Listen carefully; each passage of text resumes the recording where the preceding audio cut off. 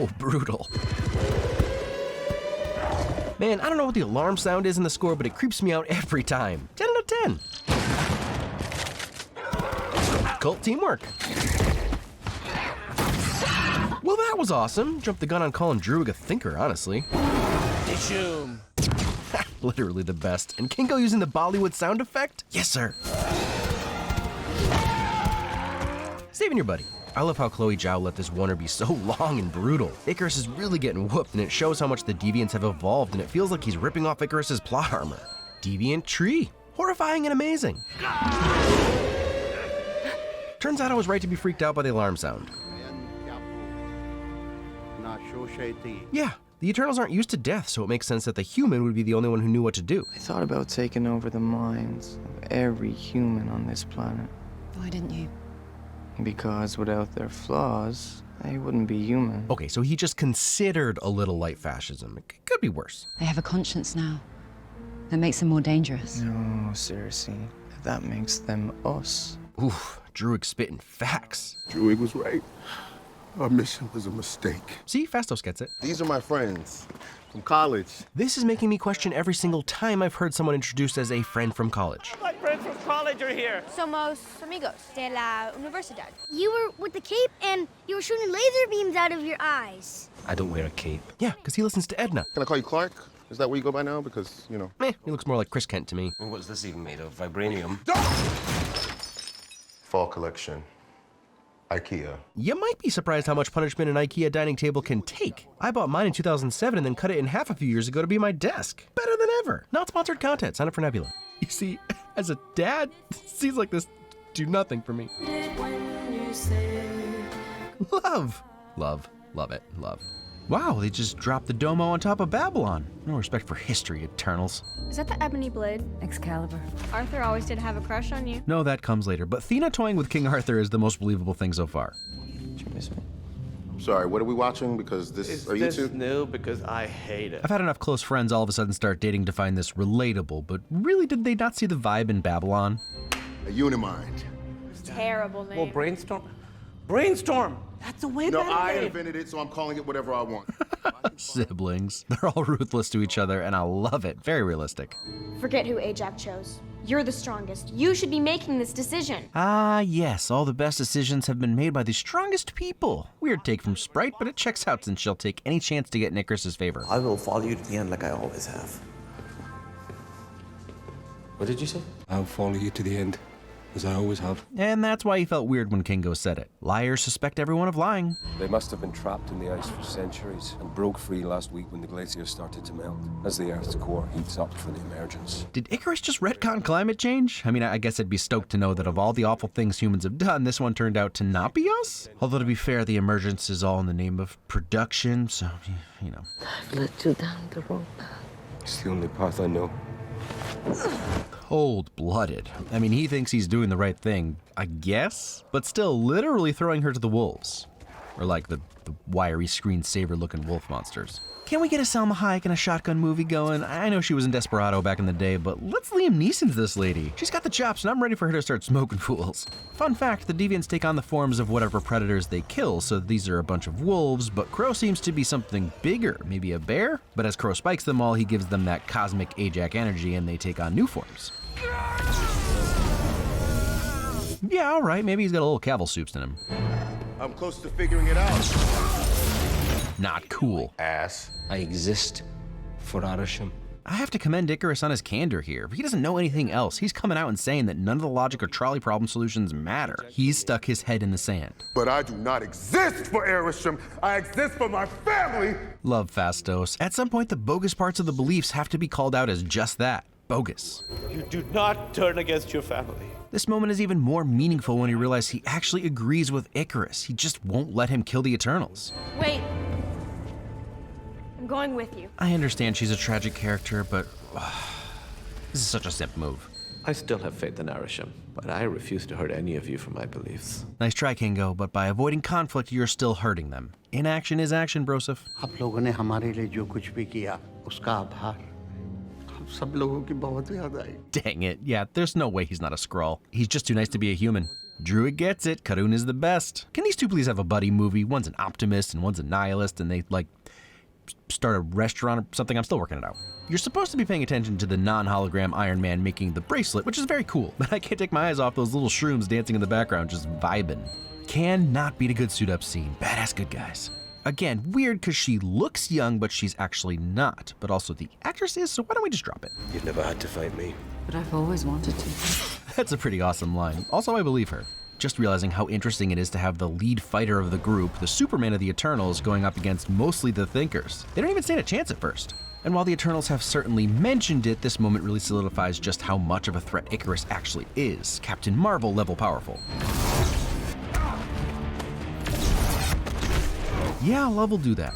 I don't know if I'd want her power the most, but Cersei definitely has the prettiest and coolest power. Again, love is a powerful thing. Come after my fam and I'll go Makari all over your Icarus face. Also just loving the over-the-shoulder speedy shots. That moment when you realize you're gonna kill a god? Dang it, every time with that sound, it's so creepy. Dang it, this teamwork. I know this movie isn't everyone's favorite, but this final battle has some irresistible sections. Boss. The delivery. It's one word and it's a nail in the coffin, and yet still respectful. I don't know about you, but this is really satisfying, right? Who wouldn't be satisfied with a dope light cage bondage thingy? I've been wanting to clip your wings for a long time. Icarus! I take this line to mean that the tech Phastos is using to depower Icarus is something he's been developing for a while in case he ever needed to take out Icarus. Like Batman with his Justice League buds. So basically Icarus is the Supes and Phastos is the Batman, which makes me love him even more. Can't protect any of them. He knows how to mess with her because he's got Gil's memories. Oof. Also, I love that her weapons light her way. I'm sorry, Cersei. Whoa, Sprite putting her money where her mouth is. Or her Tonto where Cersei's kidney is, but it's a smart misdirect because obviously Cersei would know it's not Ajax. But even I forgot that Sprite doesn't have to be anywhere near her illusions. Also, the engraving on the short sword is Cersei, phonetically spelled out in katakana, meaning Cersei made the blade. We get to start over somewhere new. Well, that was very moving. Okay, it's official. Druig does not suck. Also, Druig dropping Sprite with a rock was maybe my biggest laugh of the film. Let's watch it again. He takes her down. And remember, Sprite's not actually a kid and it is totally fine in the end, so please enjoy this moment. After all, she literally just stabbed her sister in the back. Team Druig. I love the visualization they used for Thena making the spear. It's as if she just grabs it out of thin air behind her. You'll be okay. Give me your hand. Oh, he's using her trauma and illness against her? Yeah, he's dead. Also, perfect usage of Bill Skarsgård. Casting Pennywise was a great move. We're just tools of a god. Now there's a line that might stick with you. Oh snap! Badass good girl. Oh man, that moment she realizes the gold sparkles are Gilgamesh. When you're all, oh, that's a big head on that boy. Scale doesn't seem exactly correct. Holy crap, that's Tiamat's finger. He's a big boy. Seeing Cersei do this makes me realize she could upset any precious metals market or just like make an infinite supply of lithium, but doesn't. Sadly, she's just another one of these Tools of a god.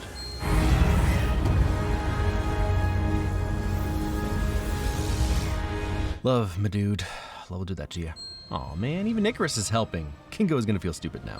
It is still kind of rough because we just watched somebody get turned to stone, which probably feels not awesome, but dang, that looks cool. Some serious scale on display. And the seagulls are a fun way of letting us know that life on Earth wasn't destroyed. Richard Madden is killing it here. He's not a mustache twirler. He genuinely thought he was doing the right thing. I feel like you can see that he's sad about everything. He betrayed his family, even if it's not clear that he chose to, but he also betrayed his beliefs, and either way, death was the result. Oof. It's on the nose, but I'll take it. This movie was never subtle with its parallels and the things the Eternals presumably inspired on Earth.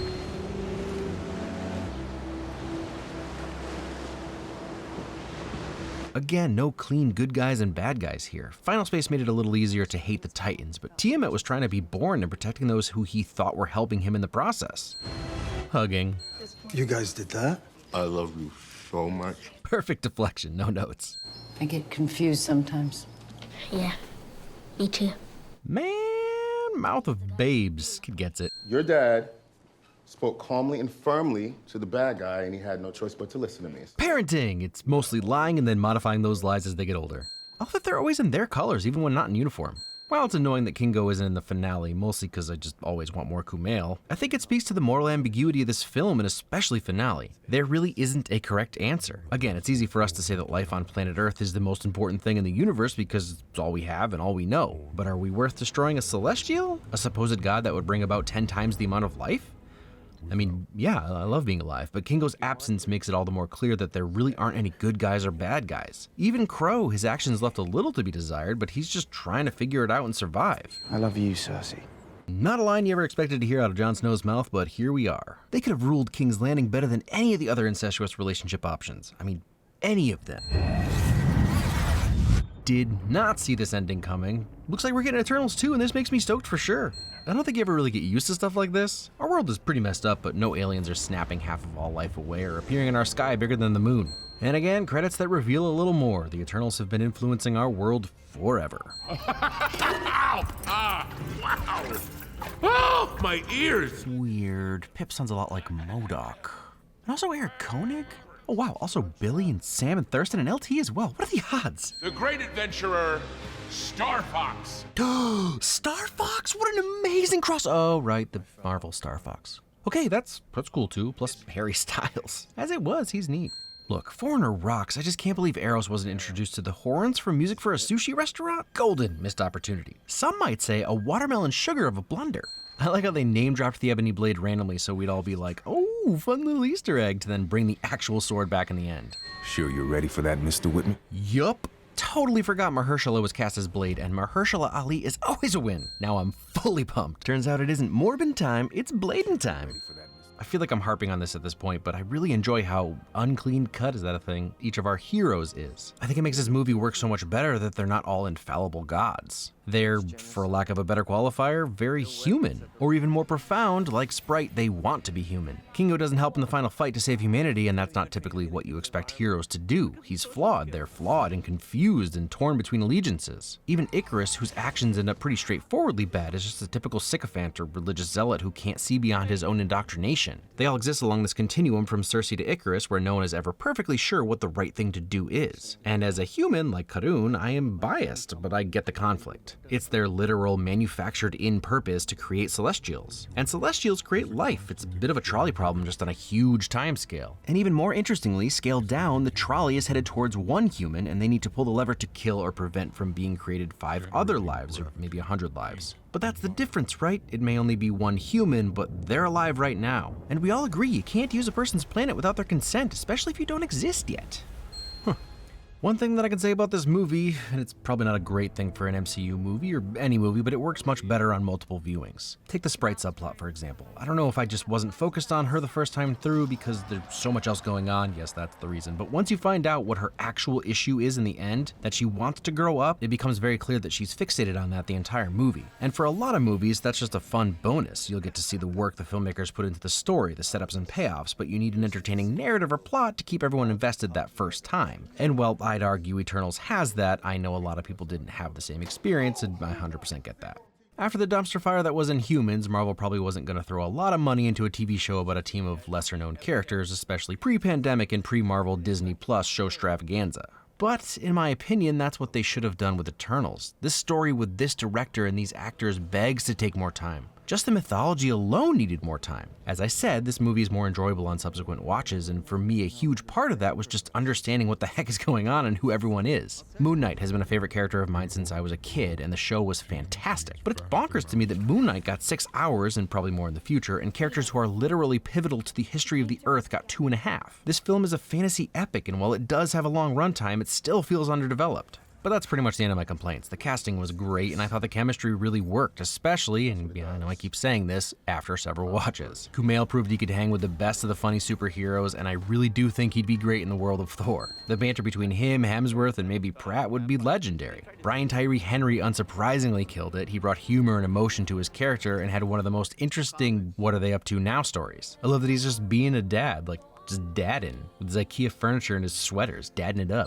I knew Barry Keoghan was good, but he was still a surprise win for me. His pained explanation how watching humans be awful to each other was traumatizing to him because he could have stopped it but wasn't allowed to was one of the moments that really pulled me into this film. Richard Madden's subdued Icarus also really worked for me. On first watch, I felt like he was doing too little, too brooding, too aloof, but after a while it became clear that he's dealing with the reality that he killed a family member and doesn't want to connect to humanity at all because he knows it's doomed. It made his final decision to fly into the sun even more heartbreaking, although do we know that the sun can destroy him? Something tells me no. And Gemma Chan is the glue for this film. Without Cersei, the Earth is potatoes. Not the good kind of potatoes, the bad kind. Okay, bad analogy. There are no bad potatoes. What was I saying? Gemma Chan is too pretty. No, that's not it. She's the glue because Cersei's the one constantly struggling with human emotion. They all have their moments, but she needs to overcome the impossible in order to save the day. She is the realest of them. It looks like Marvel is going to do more with the Eternals. I don't know what the future for the whole team is, but I hope they start popping up in other movies. And certainly with Harry Styles signed on, some Eternals are going to show up somewhere. Either way, more Harry Styles? Yeah. Assuming you only didn't watch part 2 of this video, you probably already know that I did an Everything Great About Night of the Coconut. That's on Nebula right now. And if you sign up at my Curiosity Stream link, you can go watch it for free. And also Patrick's movie, Night of the Coconut. Next week, a newish one that contains something that we don't talk about.